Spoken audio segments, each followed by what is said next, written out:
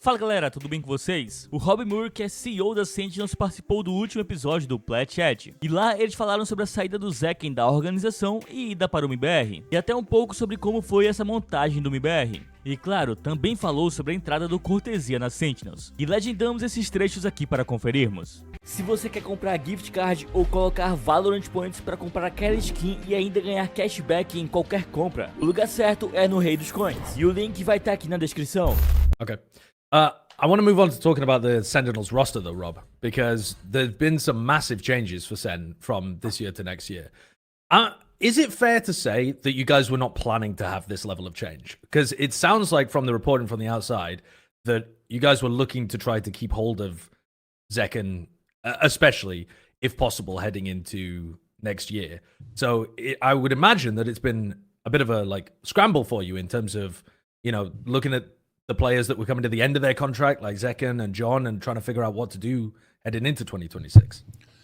Yeah, I think as we came out of 2025, right, which was a very odd year for us, right, because we did really well in all the domestic events, qualified for every international event, and then had very mixed results at every international event, right? So then figuring out what went right, what went wrong, and sitting down with the coaching staff, sitting down with the players, and figuring out what's the way to rebuild, because we did have 3 contracts coming to an end. And so kind of going role by role, there's no question the person everybody is like, wait, what happened with Zekken? And so I'm not sure if they've announced their entire roster, so I'll just kind of give globally what happened, right? Which is a certain superstar player had a group of 5 he wanted to play with, which you broke down on the last episode. Yeah, who knows who Rob's referring to? Who could that be? Who could that be? We'll never know. Yeah, I appreciate you playing it carefully, though. So he had a very specific group of 5, and I believe that's who he's going to end up playing with. And so as part of that, Zekken would be playing smokes for that team. And Zekken sent me so we were looking at different combinations. And I think one of the things that Kaplan really wanted to experiment this year was moving Narrate to Duelist, and just his mindset, his mechanics, and feeling like the upside mechanically with Narrate was very high. And we just have to work with him to increase his consistency. And so that was already a conversation we were having. And then Zekken sent me a note at some point during the process saying they made me an offer I can't refuse. And I sent him a note back saying, I've heard what they offered you and I agree. Right, okay.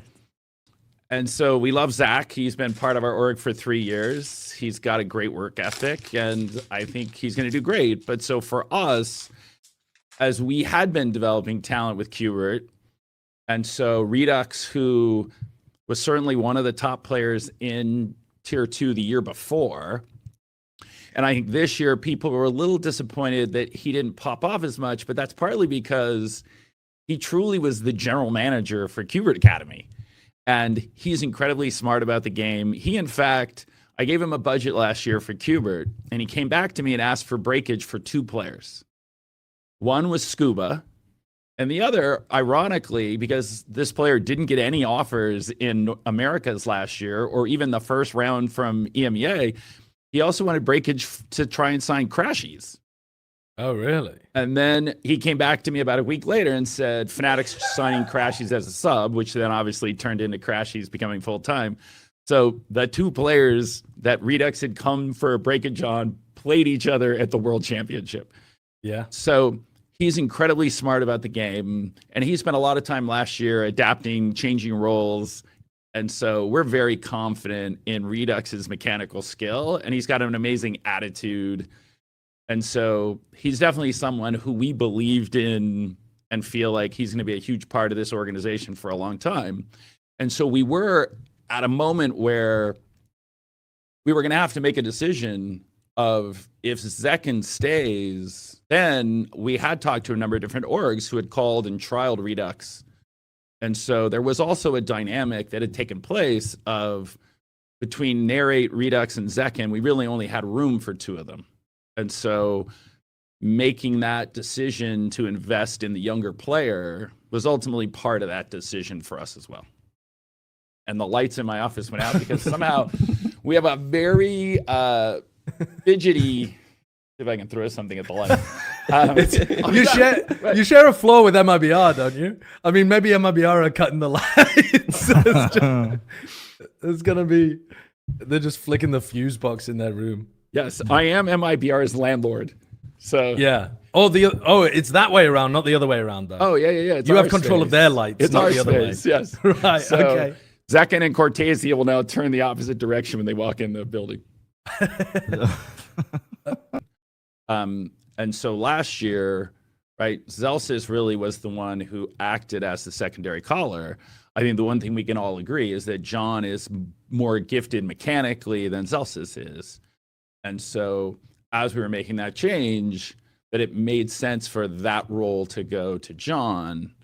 And then I think Cortesia being the final piece of that puzzle is someone who last year showed that he had incredible energy and optimism. You know, the match that really stood out is the match that pretty much saved their season against 100 Thieves, where they were down, I think they were down like 10-2. And Cortesia just kind of put the team on his back and said, we're winning this. Like, we're just winning this. And he was jumping out of his chair and he was killing everybody. And that element of both firepower and energy was someone that we felt like, okay, we're losing that with, there it is, Cortesia plus 14. We did not rehearse this. There go the lights again. And so, right, so he was down. We have a very energy efficient office. Yeah, apparently. I think I was go on, Brad. I was gonna say the overall direction though. I'd be more inclined to be positive about this iteration of Sentinels though, just on the back of I think when Sentinels looked best in recent memory was Madrid, when you had a very active caller in the form of Sassy, who was quite experienced, to supplement, and it's something that can work really well, especially if you've got a lot of faith. I mean, it's going to take some work because again, you're getting rid of some pretty sizable names, especially in the form of Zekin. Like Zekin is one of the best players in Americas easily, if not one of the best players in the world. But the Valorant these days is not a game of just who can carry the hardest. It's a game of how you can make your team work and the pieces be more than the sum of its parts. So, and I do think it will suit the style, at least when Sentinels have looked best, is when they've had a strong caller, a strong mid-rounding in the form of Sassy. And you're going to get strong mid-rounding with John QT just because of his history. Oh, yeah, for sure. Ask you, just before we talk about the Sen City Classic, I wanted to ask you, you had talked about the offers that Zekin was getting, right? And just offers in general. I think another thing that fans don't quite understand is that things don't always come down to money, too. Maybe this one did. I'm not saying that this is necessarily the case in this instance. But there are certain orgs and like certain players that people want to play with. Like, I think Sentinels as a brand has been associated with extreme popularity, like driving personal brands as well. Like, all of that stuff, I think, attracts talent to Sen, so you wouldn't have to always be paying the most for them. Can you speak a little bit as to like how that works from your POV in terms of the what tends to drive players to one team or another? Is it the people they play with, the chances of winning, the money, the brand drive? Yeah, I think a lot of players, the number one thing they are looking for is the ability to win. Right? I think that's when you just start is there going to be a team that I can win with? And then you factor in the org, what it's like as an org. You've been really proud of is like when Saucy left, he talked about how we really took care of the players. And when they showed up in LA, we'd already set up their apartments. And so I think that's a key part of it. It's just what's the org like. And then the culture, which is our whole org is a bunch of gamers. They love gaming. They're obsessed with gaming. And so really giving the player a place where then their brand can explode if they're successful. So I think money is part of it, but all those other things really round out the total experience.